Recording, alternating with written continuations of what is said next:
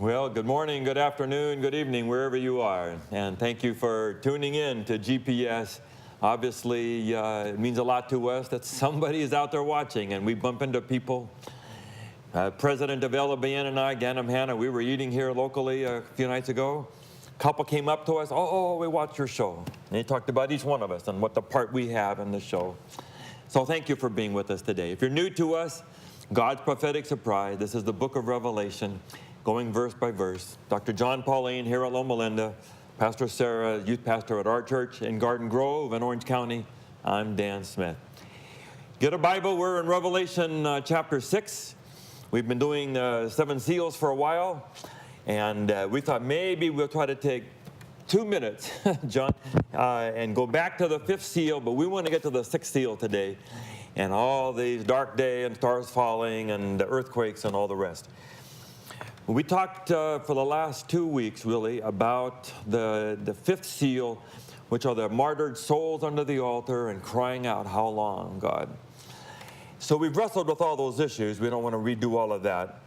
What we did not do in the historical way of looking at the book of the Revelation and the seals, each of the seals and the 4 horsemen is a certain time period or era in church history. Do you want to tie that down? Do we believe that the 5th seal is one particular era of martyrs? Or is it all martyrs who have died for Christ? How do you want to go with that quickly, and then we'll go on? Well, I think one thing you both may remember is that the seals are paralleled by Matthew 24, Mark 13, Luke 21. And there, Jesus in the first part of each of those talks about the general realities of life between Jesus' first advent and his second advent. War, famine, pestilence, earthquakes, persecution, troubles, etc.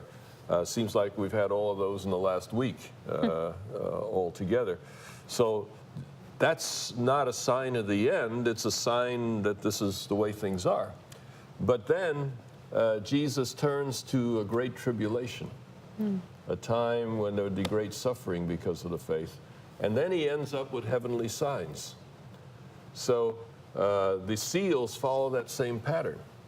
So the way I, as a Seventh-day Adventist, have understood chapter 6 historically is that the 4 horses kind of describe the coming out and the preaching of the gospel, coming out of the church, and then a decline of the church, perhaps through the Middle Ages, the persecutions that occurred. And then the 5th seal, you're well into the Christian era, but you're not at the end yet. It's kind of in between, in the middle. It's reflecting on this great tribulation and wondering tribulation is here, why hasn't Jesus come? And they're assured, no, we'll give you the white robes, everything's going to be all right, but you need to wait a little while. And so waiting is one of the characteristics of being a person of faith. Walden seas and other persecutions, is that involved? Is there a particular group we're thinking of here? Well, I think there were perhaps 100 million martyrs in the Middle Ages alone. Someone's calculated that? Wow. 100 million. Over 1,000 years or so, yeah. It was a dark period. We talked about religion a couple programs back. Religion can be the best thing in the world and can be the worst thing in the world. When religion goes bad, even very sincere religion, even Christ-centered religion, when it goes bad, it can make things a whole lot worse. So the reality of these things is that waiting is part of what it means to be a person of faith. If the reality were there, you wouldn't be waiting. You wouldn't need to trust. I have a long way to go. I'm so impatient. Yeah, that's right. It is hard. No, my father wasn't martyred, but to watch my mother wait is hard. It's hard. The question might rise, who cares if there's a historical, if there's a whole thing in history? We're in a generation, people don't read the history anymore. They don't know, they don't care much of the time. But it does tell me a couple of things. It tells me that God is not surprised.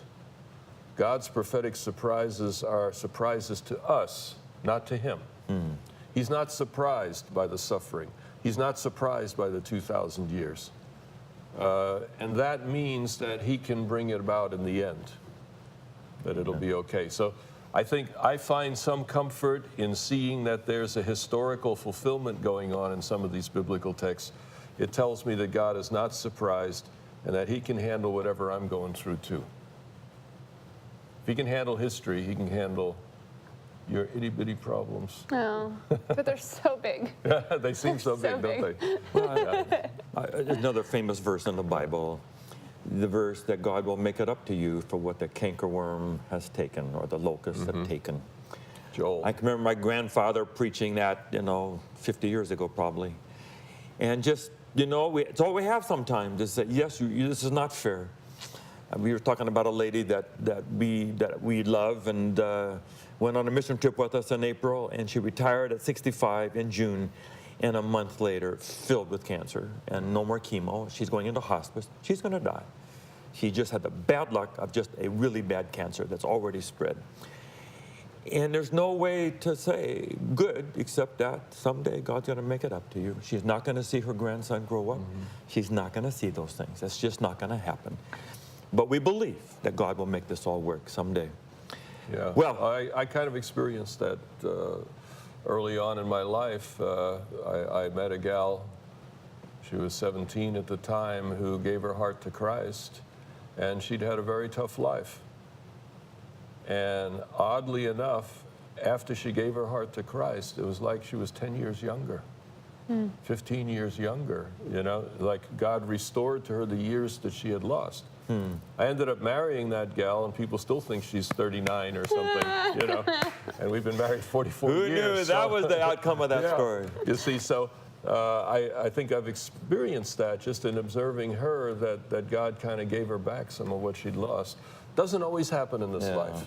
Doesn't always happen, but that's a little foretaste for me. Cool. Yeah, and so I believe about Job is that eventually, but maybe not in this life, but eventually he'll double it all. Well, now get a Bible out because we are going to go to a passage. Maybe this is probably the most familiar of the Revelation 6 that you know. This is all part of a lot of our collective history. So Revelation chapter 6, starting with verse 12. I watched as he opened the sixth seal. There was a great earthquake. The sun turned black like sackcloth made of goat hair, and the whole moon turned blood red. And the stars in the sky fell to earth as late figs drop from a fig tree when shaken by a strong wind. The sky receded like a scroll rolling up, and every mountain and island was removed from its place. Then the kings of the earth, the princes, the generals, the rich, the mighty, and every slave and every free man hid in caves and among the rocks of the mountains. And they called to the mountains and the rocks, "Fall on us and hide us from the face of him who sits on the throne and from the wrath of the Lamb. For the great day of their wrath has come, and who can stand?" So I have heard the word biblical used in the last 2 weeks because of what you just referred to. We had the eclipse.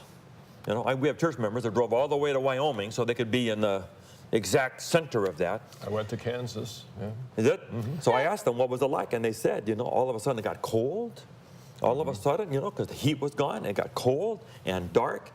And then I said, was it really dark? Well, you can kind of make out the hills, but it got dark. And then a minute later, it began to get warm again, and they were in the middle of it. And then, of course, we've had 2 huge hurricanes and all that terrible thing, and we had an earthquake in Mexico, on top of other things that are not that big right now. And the word biblical, we are in a biblical time. Are we in the last days? I heard that phrase used by a secular reporter this last week. Are we? How do we know where all this stuff? I don't know if it's the same guy, but he said, "Can the locusts be far behind?" Good. Interesting. Got all this going on. Yeah. A couple years ago, there were 12 disasters in the world that cost $1 billion. Now Houston says they may need 125 billion and maybe even more. Is there coming a time? So anyway, I have a number of questions about this. How do you interpret when you see these things happen? Do you say, okay, we're kind of on our downward slide, or do you say, boy, this might be really close to the one? How do you interpret it? You wrote a book about Y2K. You warned us about going crazy with that. Well, the bottom line is a lot of the things we look at as signs of the end were never intended for that. If you go to Matthew 24, Jesus said, wars, rumors of wars, earthquakes, famines, pestilence, etc. But the end is not yet. In other words, this is the reality of the way things will be. Will there be perhaps a heightening of that at the end? Intensification. Yeah, quite possibly. But I just posted something just this week in the light of some of those events, and I just said, yes, the Bible is clear that when the end comes, it'll be accompanied with these kinds of things. But these things in themselves are not signs of the end. They are simply part of life, the way it is. So what should we respond, I think, as followers of Jesus when we see earthquakes and famines and wars and pestilence and all that kind of stuff? These are reminders of the words of Jesus. And when we're reminded of those words, what does he want us to do? He says, watch. Watch. And watch means being ready. It means how we treat other people. It means being serious about the things he's told us to be doing. I wrote 3 or 4 questions down. Let me throw a big one out at you, because we've had it in our world a little bit. One Sabbath school class in our church, they were discussing, is the world getting better or worse? And one person made quite a speech for the world getting better and had statistics for it. Somehow we had less violence now. Anyway, he had some statistics. And he was making a case that we should not have a gloom and doom picture of the world, but that we should give people hope. The world needs to have a picture of hope. Yeah, we're getting better, and so we had a little discussion. Do you really believe that we're going to solve all the problems of the world, and we will create our own utopia and millennium, and we won't need Pandora, Avatar? We'll make our own, Well, he wasn't sure he wanted to say that. He just wanted a more positive message. That's what he wanted. Is the world getting better or worse? I think that when things get darkest, humanity surprises us. I mean, it's Like Houston. like 9/11. When things go terribly wrong, it's amazing how many people unite together to create good out of that. And in the end, it's still a tragedy and still awful and unacceptable, but at the same time, there's healing and growth and beauty that can come out of So those the 4 of you ashes. are doing your nonprofit in Philippines, Manila. Are you going to do enough so that every village eventually will be filled with food and people will be healthy and eventually we'll get it all right? No, but I think we're able to contribute to that little spot and create little moments of heaven for So people. in while the that spot. Titanic's going down, we're helping people along the way. Right, and I don't think there's a way to revolutionize everything, because we all have different mindsets anyways, and so we all have different visions of how to be healing or how to be a good utopian world. And so I don't think we're ever going to fully agree even on that, what that even looks like. Does it make sense to try to make the world better while cosmically the world's going down? I think so. I think it's a more enjoyable ride for everyone if we're all trying to at least be a little bit nicer and kinder to someone and give space. And I think one of the beauties of it is that you have the opportunity to create something beautiful out of it. And as an artist, I think that's the premise of art, right? You take things that don't look like they go together, or things that are broken and things that are hideous, and you turn them into something beautiful. And I think that we have that opportunity. I think that's where. I've had people say to me, though, they feel like our church and all the other churches that make a big deal out of Second Coming, that we're too negative, that we take all the reason away for recycling, for managing your water, your electricity, your gas, keeping the air clean, the world clean. If you think the world's going to go to hell anyway, why should we put any energy into trying to make the world better? Well, and I think that's the problem is I think sometimes we breathe so much negativity into it, it just creates depression in people. And they're like, well, there's nothing I can do, so I might as well wither away with it. I teased my mother. She would take the candidates and figure out which one was the most likely to make the world go to hell according to the last days, and vote for that one. So Jesus would come sooner. I said, Mother, you can't vote like that. No, that's not so healthy. I think the Jews have a helpful saying that related to this, and that's that if you save one person, it's as if you had saved the world. It's in Schindler's List. Yeah. That's cool. That if that all we can control is what's in front of us. Right. When Jesus says, inasmuch as you've done it unto the least of these, my brethren, you've done it unto me. You think about all the people who are hungry. You think about all the people who are in jail. You think about all the people who don't have enough clothing or shelter. It's overwhelming. Yeah. Like your ministry in the Philippines. But Jesus, I don't think, is asking us to save the world. That was his job. Yeah. What he's asking us to do is do what he would do in whatever he sets in front of us. It's like that way overused starfish story of the guy walking down the beach and like he sees a guy bending over and throwing something to the shore, and he looks and there's like thousands. Throwing the starfish into the ocean. Yeah, there's all these starfish like on shore, and the sun's about to come out and they're all going to be dried up and die. And he gets close and he's watching this futile act of this guy throwing one at a time starfish back in. And he's like, "What are you doing?" He's like, "What's it look like?" And then he's like, "Do you really think it's going to make a difference? There's no way you can save them all." And he threw one more in and he said, "Well, it made a difference to that one." You know, and it's like that concept of like, even if we can't save the entire world, if all of us did something good in our little neighborhood or in our little spot, you know, that changes things because it's the chain reaction. It's the pay it forward mindset. It's the all these things, and that creates a different kind of movement and mindset. And I think actually one of the things that our church has failed at, not to be negative, is that we do focus so much on the future and the end times and like converting everyone to this one belief so that way they can be saved in the future, that we've neglected them in the present. And then they're not actually sustainable, healthy people to even bring more people into that. And so I think that's a huge challenge that we have to face. You have to find a balance. The balance has to be there. Like, we can talk all we want about the future, but if we're not doing anything now, people aren't going to experience God now. And I had a lady in Chicago who was a Catholic coming to my small group. That all the other 8 were Adventists. And after a few months, she was kind of put out with us because we were always talking about the future and second coming and heaven and all that. And she said, "You need to take responsibility for this world, you know, and this world is here." After about a year, she was about as second coming as we were. And because she was working in the south side of Chicago. And she was going to these large tenements, and she was home health, you know. And she says, "I want Jesus to come." So she was doing both. She was doing the best she could to make life better in Cabrini Green and all these really difficult places. But at the same time, she was wishing that this could all be wiped away and make it better for all these people. And we live at the point of those two things. Second question is, that's I'm the sorry, purpose go of ahead. prophecy, though, isn't it? The purpose of prophecy is not to, you know, satisfy our curiosity about the future. The purpose of prophecy is to change the way we live today. And one of the big backgrounds to the sixth seal, what you've just read here, is the day of the Lord. The Old Testament had this concept, day of the Lord, and it was all kinds of dark stuff. You know, heavenly signs and earthquakes and famines and all kinds of terrible things. The day of the Lord is at hand, you see.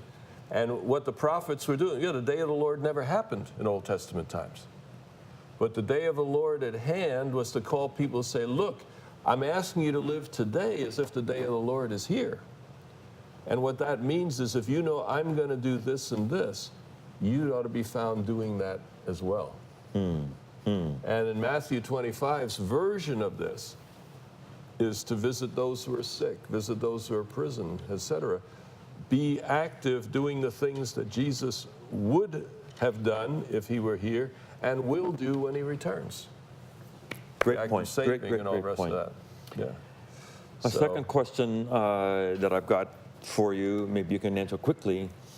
As these things fall apart, is God doing these as arbitrary, okay, now let's send an earthquake? Or is he somehow taking his finger out of the dike, you know, and just, okay, and it sort of devolves down on its own? Is it an act of God, or is it a sort of a passive? Doesn't matter. If you want to turn off a lamp, you know, you can do it by pulling the plug, or you can do it by taking a baseball bat and smashing it. Either way, the lamp is off. Or you can turn off the light switch. Oh, that's true. Yeah. I feel like that got really intense really quick. Does it matter, you know, how he does it? It does to me. What's at stake? All right, matters to you. Why? Yes.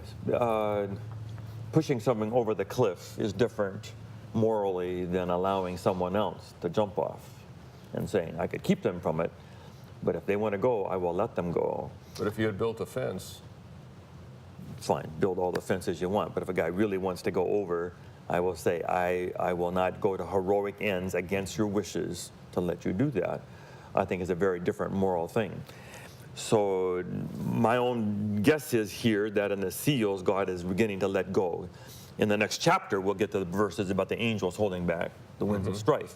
True. And is it possible here that God is beginning to let go, and God has been the glue that keeps the universe together, and when he begins to let go, the university devolves and goes back to what it once was, and islands and mountains move and things go crazy. The glue is gone. Or is God saying, I have had it with you all, and begins to hurl judgments down on people? Couldn't it be both? I don't want it to be both, but I'll listen to you if you can make the case for that. All right. What do you think, Sarah? I have no clue. Does it matter to your generation whether God is active in judgment or whether he's just letting things go?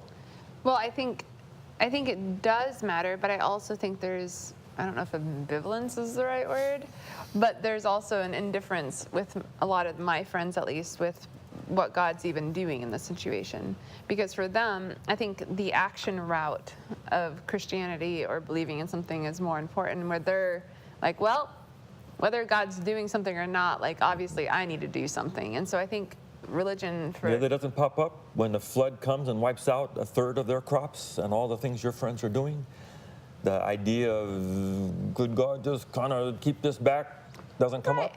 No, I think people would like it if things like that didn't happen, obviously, but at the same time, I think it's just kind of a reality. Like, we've grown up in a pretty dodgy world. Like, it's not like I remember a time before there were major earthquakes and floods and crazy terrorism and crazy situations. Like, that's just what I grew up with. So it's not, for me, it's not like a new God trying to smite humanity thing, you know? Your friends don't, even unconsciously, almost just outcome. What's going on, God? Could you stop this? I think so, and I think that's where a lot of people have kind of lost faith in what we teach in religion. Like, I think we've taught if you pray hard enough, God solves it, and I think that's a misleading conversation that we've taught people, you know? I think God is powerful. I think God answers prayer. I think all of those things, but at the same time, I think life is life, and the world is the world, and there are things in motion because maybe we didn't take care of the earth before we should have, you know what I mean? And things got all crazy, or maybe we haven't taught people how to treat people fairly and how to read scripture for actual scripture as opposed to, you know, like an oppressive tool. Like, I don't want. Isn't it a matter of perspective, though? Some of these times, I'm just thinking, Dan. You know, you're in your home, and a bad guy's coming in. And he's about to hurt your family, but Jesus is over in the corner with a baseball bat in his hand. Would you want him to use it? You know, I've wrestled with that for 40 years. My choice is no. I don't want God to use violence in order to solve my problems. But it's a hard issue. Yeah. No, it depends on a perspective. And if you're the guy that gets hit in the head with the baseball, it's kind of, hey, what are you doing? You know, what's the matter with you? You know. So yeah, it's a challenge. I don't find myself disturbed if God sometimes intervenes, because I trust that He will do it with a full knowledge of the situation, that He will do it to redeem as many as possible. He will do it in a way that will ultimately prove to be just. He wouldn't just be arbitrarily whacking around with the baseball bat. Because I think often we turn God into our own image. You know, we say, well, if God is angry, he's angry like me. He's kind of like, rah, you know, and we lose control. No, God never loses control. Well, and also I think there's the spectrum of the height of the danger. I know that sounds weird. But again, I was just watching a really pointless TV show, and The Flash, it's a superhero anyways, and... I have no idea, but it sounds pointless. It's quite pointless. But he can run super fast, he's the Flash, and he can, like, stop things from happening because he can, like, speed of light, like, so he can run so fast that time stops for everybody else.